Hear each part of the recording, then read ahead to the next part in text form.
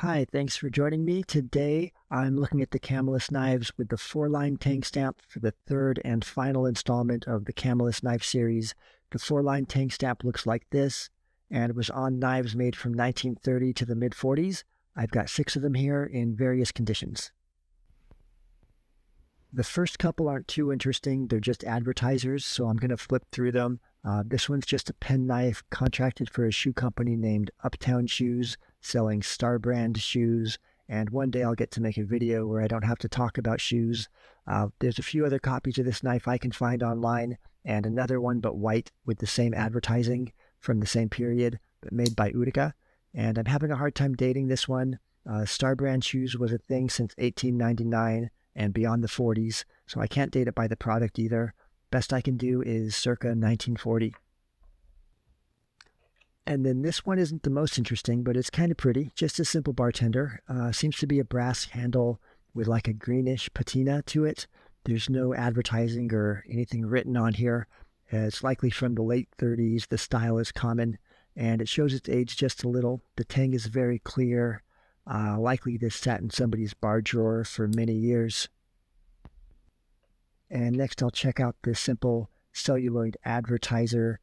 I'm certainly not old enough to remember double cola, but my dad wrote about this knife once and mentioned that it wasn't as good, but you got 12 ounces of double cola. When Coke and Pepsi, you could only get 6. It's a pretty knife, cracked ice, celluloid, and it's in very good shape for celluloid being 80 years old. There's this rust spot on the blade and some shrink at the toes. I think it's good, stable celluloid though. Not much else that I want to say about this one. And next, I'll check out this palette knife. It's not a real knife. It's used for mixing paints on your palette, scraping dried paint, painting with on your canvas, mixing paints together. I have an older one from another manufacturer that's been used, and it's very clear that it's been used and very clear that this one has not been. It does have some stains, like some oil stains, I don't know, on the blade, but no paint.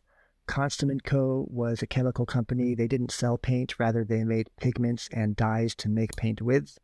So I don't know, this was given to paint manufacturers or hardware store managers, whoever mixed or made paint. And next is this camp knife. It says USA on the shield. At first I thought it was just being patriotic. Then I found this old military document. I'll link it in the description at collectorsofcamillus.us. And they had other knives I was seeing that had the same type of shield, but they said like USN Navy or USMC in the same type of shield. So I'm thinking this one was US Army, but then I actually found it.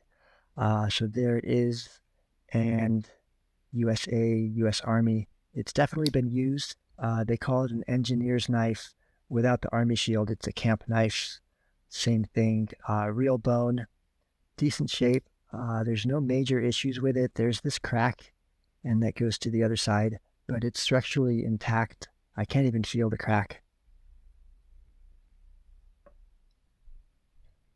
Then the last Camillus I'm showing is probably the oldest, and it shares the same stamp as the rest in this video. It's a double easy open Swell-end jack, and it has some rust and scratches. It hasn't been extensively used or ever sharpened.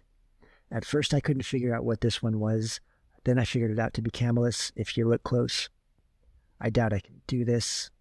I can barely see it with the naked eye. You can make out bits and pieces. I'm certain it's this stamp. I'll see if I can get a high-def picture.